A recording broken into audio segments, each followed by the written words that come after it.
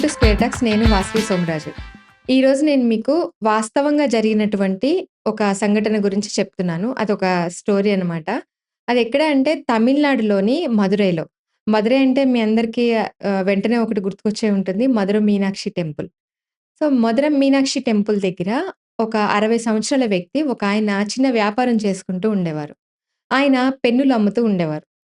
అయితే ఎవరన్నా ఆయన దగ్గరికొచ్చి పెన్ను కొనటానికొచ్చినప్పుడు, ఆయన ముందు అడిగే ఒక ప్రశ్న ఏంటి అంటే, "మీరు ఏదైనా పరీక్ష రాయడానికి వెళ్తున్నారా?"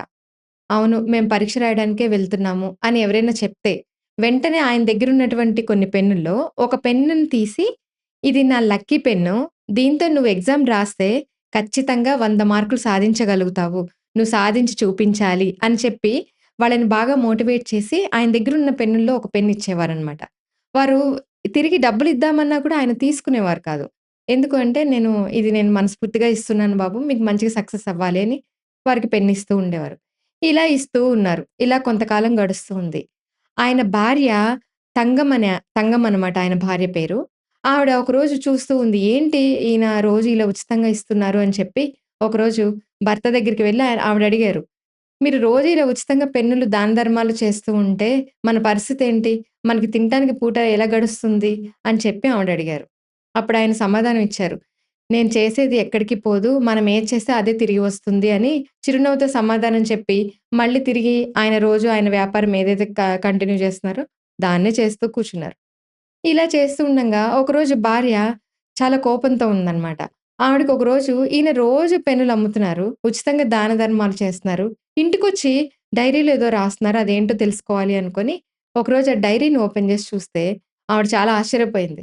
ఆ డైరీలో ఎన్నో ఒక వేల పేర్లు. ఒక 3000 పేర్లున్నాయన్నమాట అందులో.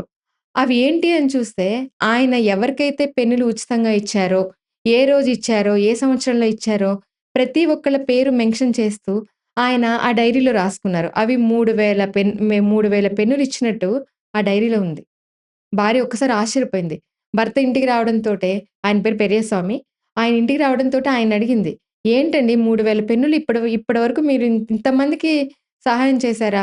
ఈ పెన్నులు మనం అమ్ముంటే రూ. 10 చొప్పున 3000 రూ. 30,000 మనకొచ్చేదే కదా! రూ. 30,000 ఈరోజు మనం వ్యాపారంలో నష్టపోయాం కదా!" అని చెప్పి అడిగింది. అప్పుడాయనన్నారు, "మనం ఉచితంగా చేసింది ఏది కూడా ఆశించకూడదు. ఆశించి చేస్తే మనకేవి ఫలితం ఉండదు. ఇవి ఎక్కడికి పోదు. మనం ఏది చేస్తామో అది తిరిగొస్తుందని" చెప్పారు. ఆవిడ అప్పుడు గూడా ఏంటి నా భర్త ఇలాంటి పనులు చేస్తున్నారు అంటూ మౌనంగా ఉండిపోయింది. ఈయన గూడా ఆవిడ సముదాయించారు. అయిపోయింది. ఒకరోజు ఇలానే వ్యాపారం సాగిస్తూ ఉన్నారు. 60 ఏళ్ల వయసు కాస్త 80 ఏళ్ల వయసుకొచ్చేసిందాయనకి. ఆయనకి తిరిగి అమ్మే శక్తి గూడా తగ్గిపోయి, పాపం అక్కడే ఆ గుడి దగ్గర కూర్చొని పెన్నులమ్ముతూ ఉన్నారు. ఒకరోజు సడెన్‌గా ఆశ్చర్యంగా ఒకరోజు కారొచ్చి ఆయన ముందాగింది. ఎవరు ఈ కారొచ్చారు అనుకున్నారు. ఆ కారులోంచి ఒక వ్యక్తి దిగి, "నన్ను గుర్తుపట్టారా తాత?" అని అడిగారు. "ఎవరు బాబు నాకు గుర్తుకు రావట్లేదు ఎవరు మీరు" అంటే, "ఒక 18 ఏళ్ల క్రితం నేను ఎగ్జామ్ రాయడానికెళ్తుంటే, నన్ను పిలిచి నాకు పెన్నిచ్చారు. నా దగ్గర ఆ రోజు డబ్బులు గూడా లేవు. నేను ఆ రోజు మీకు ఇద్దామనుకున్నా నా దగ్గర లేకపోయినాయి. మీరు ఎంతో లక్కీ పెన్ అని చెప్పిచ్చారు. నన్ను 100 మార్కులు సాధించి, జీవితంలో సక్సెస్ సాధించి కనిపించు అన్నారు. అదే నాకు ఈరోజు నేను సక్సెస్ సాధించాను. నేను పెన్నా టెక్నాలజీస్ అనే ఒక కంపెనీని స్థాపించాను. ఆ కంపెనీ సీఈఓని నేను" అని చెప్పారు. ఆ తాత చాలా ఆనందంతో, "నేను చేసిన ఈ చిన్న సహాయం ఇంతవరకు వచ్చిందా?" అని చెప్పి ఆయన చాలా సంతోషపడ్డారు. వచ్చినాయన ఎవరు అంటే ఆయన పేరు మురుగన్ అనమాట. ఆయన "తాత నేను మీకు ఏదో ఒకటి రిటర్న్ సహాయం చేయాలనుకుంటున్నాను. మీరు నా నుంచి ఎట్లైనా ఈ చిన్న సహాయం తీసుకోవాలి. ఇది చాలా చిన్నది. మీరు నాకు చేసిన దాని ముందు" అంటూ ఆయన జేబులో ఉన్నటువంటి ఒక కవర్‌ని తీసి తాతకిచ్చారనమాట. ఏంటి నాకేమి వద్దు అని ఆయన తిరస్కరించినా సరే బలవంతంగా తీసుకోవాలని మొహమాటంగా ఇచ్చారు. తీసుకున్నారు. ఆ కవర్ ఓపెన్ చేసి చూస్తే అందులో రూ. 10,00,000 చెక్ రాసిందనమాట. "తాత మీరు తీసుకోవాలి" అన్నారు. ఆయన వద్దని తిరస్కరించినా వినలేదు. ఇచ్చారు. సో, ఒక ఫేమస్ వ్యక్తి వచ్చి ఒకాయనకి సాయం చేశారు అంటే, మామూలుగా సోషల్ మీడియాలో పబ్లిక్ అవుతూ ఉంటుంది గదా! అట్లా ఇది వైరల్ అయిపోయింది. పలానా పెన్నా టెక్నాలజీస్ అధినేత వచ్చి ఒక తాతకి రూ. 10,00,000 సాయం చేశారు అని. ఇది అందరికి వైరల్ అయ్యేసరికే, ఈ తాత దగ్గర ఇంకా ఈ 3,000 మంది ఉన్న వాళ్ళల్లో అందరూ డాక్టర్స్ ఉన్నారు, ఇంజినీర్స్ ఉన్నారు, పోలీసులున్నారు, ఐఏఎస్ ఆఫీసర్‌లు అందరూ లైఫ్ ఎవరి ఫీల్డ్‌లో వాళ్ళు సెట్ అయిపోయారనమాట.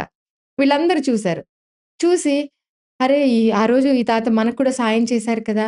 మనం గూడా మన వంతు మనం గూడా ఏదో ఒక సాయం చేయాలి అని చెప్పి వాళ్ళు గూడా గుర్తించి, వారు గూడా ఆ తాత దగ్గరికొచ్చి, "తాత మమ్మల్ని క్షమించు. మేము చాలా కాలం తర్వాత వచ్చాము.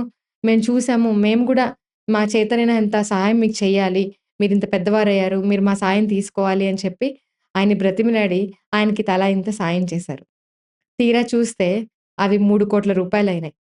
పక్కనే ఉన్న భార్య తంగం అనే ఆవిడ చాలా ఆశ్చర్యపోయారు. నా భర్త చేసిన సహాయం 3,000 మందికి చేశారు అని చెప్పి ఆ రోజు నేను ఆయన మీద గట్టిగా ఫైట్ చేశాను. నాకు రూ. 30,000 ఆదాయం పోయిందని చెప్పి నా భర్తనే నేను ఎదురు తిరిగాను. కానీ ఈ రోజున రూ. 3,00,00,000 మా సహాయానికి పదింతల సహాయం ఇంకా మాకు రిటర్నొచ్చింది. నేను ఆ రోజు పొరపాటు పడ్డానే అని చెప్పి ఆవిడ చాలా బాధపడ్డారు. సో, ఆవిడ తప్ప ఆవిడ కూడా తెలుసుకున్నారు. ఎవరికైనా సాయం చేసినప్పుడు వాళ్ళని నిందించకూడదు అనేది ఆవిడ కూడా ఒక మంచి గుణపాఠమైంది. సో, ఆ వచ్చిన ఆ రూ. 3,00,00,000తో వారు చక్కగా సంతోషంగా వాళ్ళ తర్వాత శేష జీవితాన్ని కూడా సంతోషంగా గడిపారు. దీన్ని బట్టి అర్థమైందేంటంటే, మనం ఏది చేస్తామో అదే తిరిగొస్తుంది. అది మంచైనా, చెడైనా ఏదైనా సరే. కానీ ఏది చేసినా సరే తిరిగి ఆశించకూడదు. ఆశించకుండా ఉన్నప్పుడే దాని ఫలితం గూడా మనం ఊహించినంత తిరిగొస్తుంది. సో, ఈ టాపిక్ మీ అందరికీ ఎంతగానో నచ్చిందని కోరుకుంటూ, రేపటి ఇంకొక వీడియోలో మళ్ళీ కలుద్దాం. Thank you for watching.